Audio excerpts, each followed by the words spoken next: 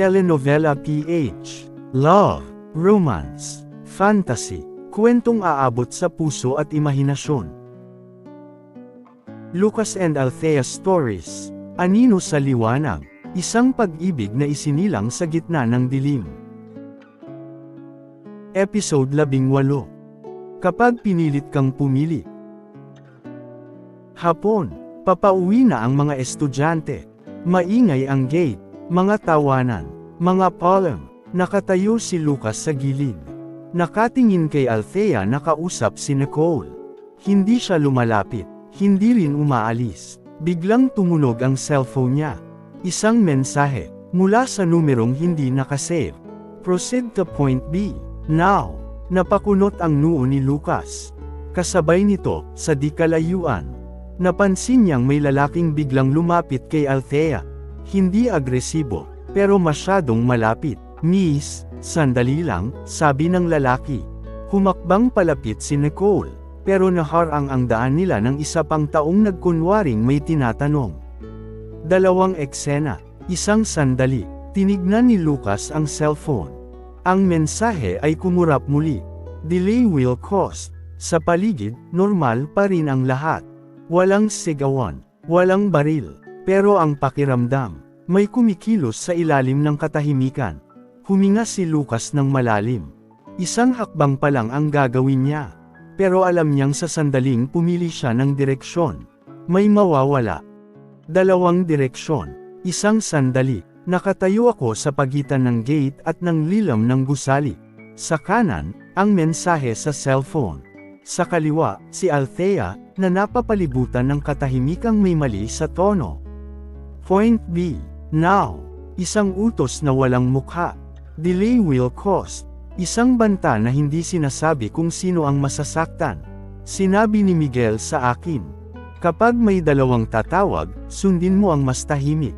Dahil ang tunay na panganib ay hindi sumisigaw. Pero ngayon, ang mas tahimik ay ang eksenang nasa harap ko. Walang sigawan, walang baril, pero may distansyang masyadong sinasadya. Nakikita ko ang galaw ng mga kamay, ang posisyon ng mga paa, ang paraan ng pagtayo ng lalaking lumapit kay Althea. Hindi bastos, hindi rin inosente. Test ito, pumasok sa isip ko. Hindi lang para sa bilis ng galaw, kundi para sa pagpili. Isang hakbang palayo kay Althea.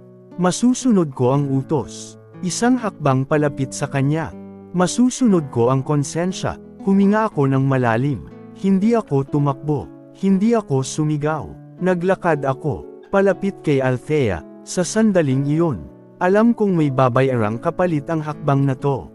Pero mas malinaw sa akin ang isa. Kung may mawawala, mas pipiliin kung ako ang mawalan. Hindi siya. Hindi ko alam kung bakit.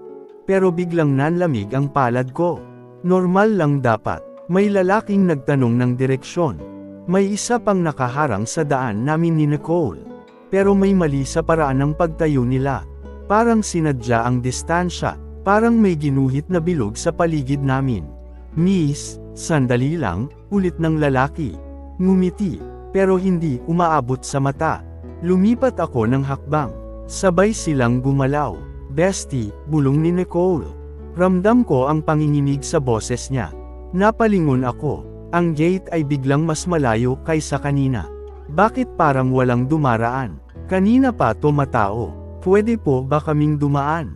Tanong ko, pilit na kalmado. Hindi agad sumagot ang lalaki. Parang naghihintay ng cue.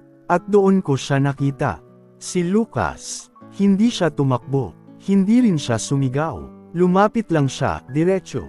May problema? Tanong niya, kalma. Pero sa tono, may babala. Biglang umatras ang lalaking nasa harap ko. Parang may naalala. Wala naman, sagot nito. Misunderstanding lang. Umatras din ang isa. Parang bula na pumutok. Nawala ang tensyon. Pero naiwan ang kaba. Okay ka lang? Tanong ni Lucas sa akin. Tumango ako. Pero ang dibdib ko, hindi. Sa likod niya, may gumalaw sa dilim. Isang aninong umalis. At sa pag-alis nito, alam kong hindi ito ang katapusan ng nangyari. Simula pa lang. Sa loob ng isang sasakyan na hindi gumagalaw. Tahimik na nakaupo si Miguel. May hawak siyang tablet. Mga feed ng lugar na dapat ay pinuntahan ni Lucas. Walang dumating. Huminga siya ng mabigat. Hindi siya sumunod, bulong niya sa sarili. Sa kabilang linya, may boses na malamig. May nawala sa perimeter. Napatigil ang kamay ni Miguel. Gaano kalaki? Tanong niya. Hindi target ang nawala, sagot ng boses. Isang asset, isang mata, saglit na katahimikan. Hindi kailangang ipaliwanag kung ano ang ibig sabihin noon. Kapag nawala ang mata, may blind spot na mabubuo. Sa kabilang dulo ng lungsod, may isang tauhan ang hindi na makontak. Hindi patay, pero hindi na rin makagalaw. Isang mensahe ang iniwan sa lugar kung saan siya huling nakita. Isang maliit na simbolo, itim na rosas, iginuhit sa dingding. Sa sandaling iyon, alam ni Miguel kung sino ang gumagalaw. May kapalit, bulong niya. May kapalit ang bawat paglabag. Sa kabilang panig ng gabi, hindi alam ni Lucas ang buong nangyari. Na habang pinili niyang ay lapit ang sarili sa liwanag, may isang piraso ng dilim ang gumalaw palapit sa kanya. At sa paglitaw ng itim na rosas, alam ng dalawang panig, tapos na ang pagsubok, nagsimula na ang laro. Sa labas ng gusali, nakaupo si Lucas sa isang bangko. Tahimik, parang pagod ang buong araw sa kanya. Lumapit si Althea, may hawak na inumin. Inom, sabi niya, iniabot ang bote. Kanina, salamat. Tinanggap ni Lucas ang bote. Pero hindi agad uminom. Hindi mo kailangang magpasalamat, sagot niya. Umupo si Althea sa tabi niya. May distansyang sapat para hindi halata, pero sapat din para maramdaman ang lapit. Hindi mo ba napansin? Tanong ni Althea, parang biglang gamaan nung dumating ka. Napangiti ng kaunti si Lucas. Hindi dahil masaya, kundi dahil mabigat ang totoo. May mga araw, wika niya, na ang pagdating mo sa isang lugar, ay may kapalit sa ibang lugar. Napatingin si Althea sa kanya. Anong ibig mong sabihin? Saglit na natahimik si Lucas. Hindi niya pwedeng sabihin ang totoo. Wala, sagot niya sa huli. Pagod lang siguro ako. Tahimik ang sandali. Lucas, mahina niyang sabi.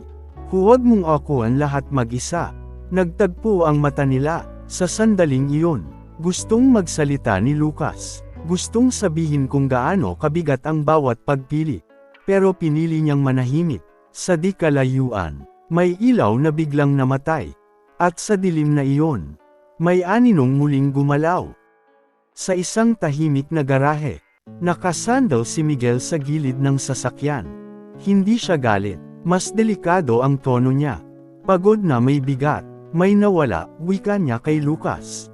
Hindi tao, isang mata, tahimik si Lucas. Hindi mo sinunod ang utos, dugtong ni Miguel. Alam mo ang kapalit ng bawat hakbang na ginagawa mo. Alam ko, sagot ni Lucas, mababa ang boses. Pero kung hindi ako lumapit, may ibang lalapit, putol ni Miguel. At baka hindi na sila makauwi. Saglit na natahimik ang dalawa. Hindi kita sinanay para maging bato, wika ni Miguel. Sinanay kita para maging anino. Napatingin si Lucas. Anino, dugtong ni Miguel. Ay hindi pinipili kung sino ang ililigtas. Ginagawa niya ang tungkulin. Kahit masakit, huminga si Lucas ng malalim. Kung anino lang ako, wika niya. Bakit parang bawat pagkakamali ko, may taong nasasaktan? Tumingin si Miguel sa kanya.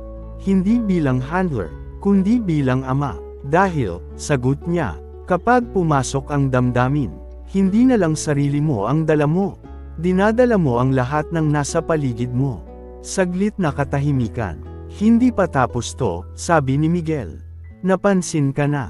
At kapag napansin ka na, hindi lang ikaw ang babantayan. Napayuko si Lucas. Handa ka bang tanggapin ang susunod na kapalit? Tanong ni Miguel. Hindi agad sumagot si Lucas. Sa katahimikang iyon, alam nilang pareho, may paparating na mas mabigat na bayad. Sa loob ng silid ni Lucas, tahimik ang gabi. Isang ilaw lang ang nakabukas. Nakahiga ang cellphone niya sa mesa. Biglang umilo, isang bagong mensahe, mula sa numerong hindi nakasave. Magaling kang pumili. Napakunot ang noo ni Lucas. Sumunod ang isa pang mensahe. Pero hindi lahat ng pinili mo ay ligtas. Huminga siya ng dahan-dahan. Isang larawan ang pumasok. Hindi mukha, hindi rin eksena ng karahasan. Isang itim na rosas sa gilid ng isang pader. Malapit sa lugar kung saan huli siyang nakita. Sumunod ang huling mensahe. Kapag muli kang pumili, may mas mawawala. Napatayo si Lucas. Tumingin siya sa bintana. Sa labas, normal ang gabi. Tahimik. Parang walang nagbabantang mangyayari. Pero sa loob ng dibdib niya, alam niyang hindi ito bluff. Hindi ito basta pananakot. Ito ay pangalan sa target. Tahimik niyang dinilit ang mensahe.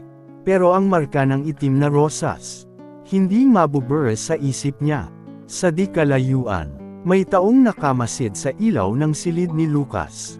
Hindi para umatake, kundi para tiyakin. Nabasa niya ang mensahe. Gabi, sa labas ng dorm, huminto si Lucas sa ilalim ng ilaw. Tahimik ang paligid. Masyadong tahimik. Biglang namatay ang ilaw sa tapat niya. Isang segundo ng dilim. Pagbalik ng ilaw, may itim na rosas na nakapatong sa sahig sa harap niya. Hindi pa kanina naroon. Walang yabag. Walang anino. Isang babala na naiwan sa liwanag. Huminga si Lucas ng dahan-dahan. Alam niyang hindi na ito laro. Sa di kalayuan, may sasakyang humandar. Hindi mabilis. Hindi rin palihim. Isang mensahe ang pumasok sa cellphone niya. Simula ngayon, ikaw na ang hinahanap. Napatingin si Lucas sa paligid. Sa unang pagkakataon, hindi na siya ang nagmamasid sa dilim. Siya na ang minamasdan. At sa pagitan ng liwanag at anino, ang pangalang Lucas Reyes ay tuluyan ng pumasok sa listahan. Kung nagustuhan ninyo ang episode 18, huwag kalimutang mag-like, share and subscribe sa channel natin, at pindutin ang notification bell para sa susunod pang mga episode, sa Lucas and Althea Stories, Anino sa Liwanag.